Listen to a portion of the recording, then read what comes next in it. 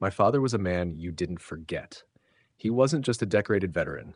He was the kind of guy who'd mow your lawn after chemo, teach kids how to tie knots, and still polish his boots every Sunday out of habit. It's been 5 long years since we lost him, and this year I felt it more than ever. I didn't want balloons or speeches or some formal parade, just a heartfelt Remembrance Day gathering in his honor. Something quiet. I invited close family, a few neighbors who remembered his stories, and 3 of his army brothers who served with him in Iraq. Nothing huge, nothing loud, just love, stories, flags, and a little bit of pride for the man who made me who I am. Welcome to Prodigy Tales. Make sure you like and subscribe for your top-notch HOA drama. Out of respect, I did everything by the book. I sent a written request to the HOA president a full 2 weeks in advance. I described the size of the gathering, made it clear we wouldn't be blasting music, and even asked if they preferred guests to park along a specific street. The reply came quickly and almost coldly. Approved. Keep it within reason. Still, it was a green light, and I took it. I set up a small memorial table in the front yard with my dad's flag, medals, and a framed photo of him shaking hands with his old CO. There were American flags lining the walkway. Nothing extravagant, just symbolic. My brother flew in from Arizona. One of Dad's closest friends, Frank, drove 8 hours just to be there. The morning of the event, the sky was overcast, but it was warm, the kind of weather my dad loved. As guests began arriving, a few waved at the neighbors. Some smiled back. But I noticed Karen from 2 doors down was standing at her window with binoculars. I brushed it off. We were doing everything right. Little did I know she was already planning to ruin it. From the moment the ceremony started, it felt sacred. Frank stood beside my dad's old picture and told the crowd about the time my father took shrapnel to save a young soldier's life. There wasn't a dry eye. My cousin read a short letter Dad had mailed home during his last deployment. Simple words, but filled with heart. We had a small speaker playing a soft version of Taps in the background. Even the wind seemed to quiet down.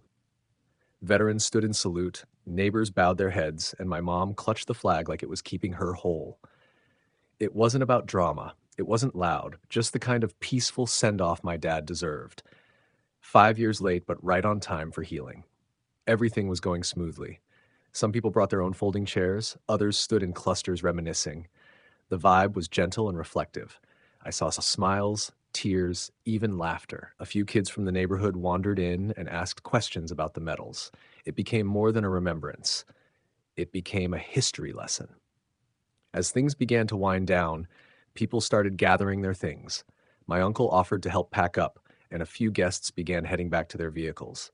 Then someone said, "Hey, wait, where's my car?" At first, I thought it was just confusion. Maybe they forgot which corner they parked on. But then another guest spoke up. "Mine's gone too." That's when we heard it, the clanking metal sound of a tow hook snapping shut. We sprinted down the block and saw it happening in real time. A tow truck was backing out with one of the guests' SUVs attached, and Karen, wearing her HOA badge like it was a crown, was standing right beside the driver giving hand signals. She had a clipboard, a smug smile, and zero shame. 4 cars were already gone. One was mid-lift. Frank stepped forward, hands on his hips. "Excuse me, that's my vehicle." Karen didn't even blink.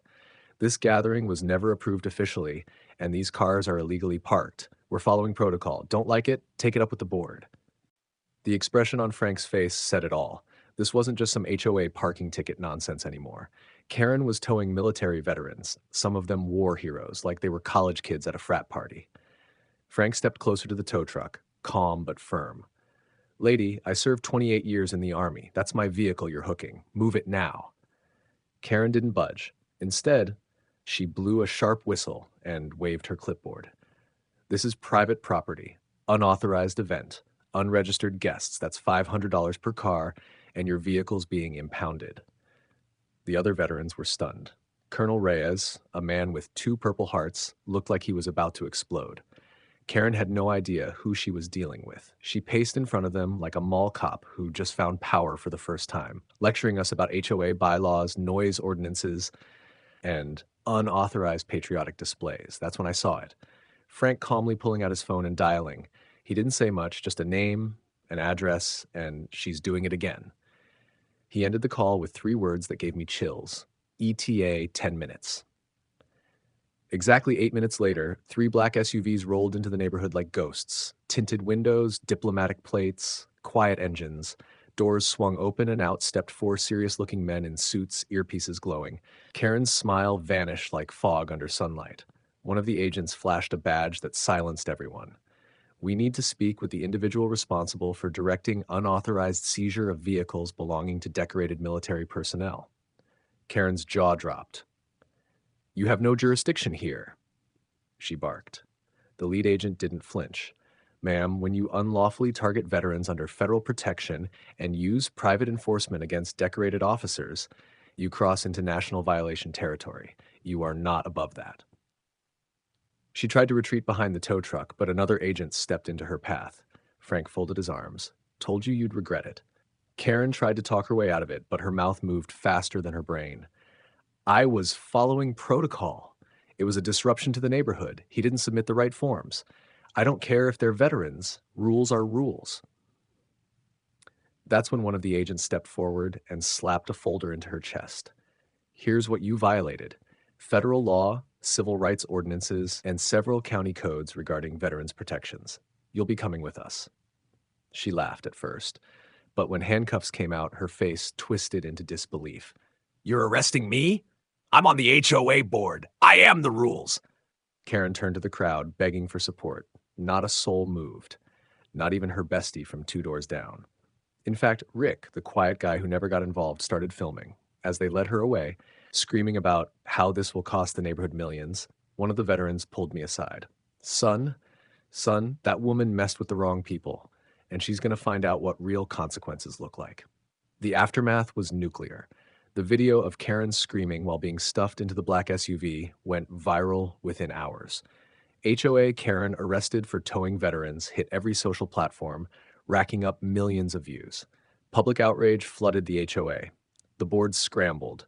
It didn't take long before the entire HOA was dissolved by emergency vote. Every fine Karen had issued was reversed. Every car towed was returned, fully paid for by the association's emergency fund.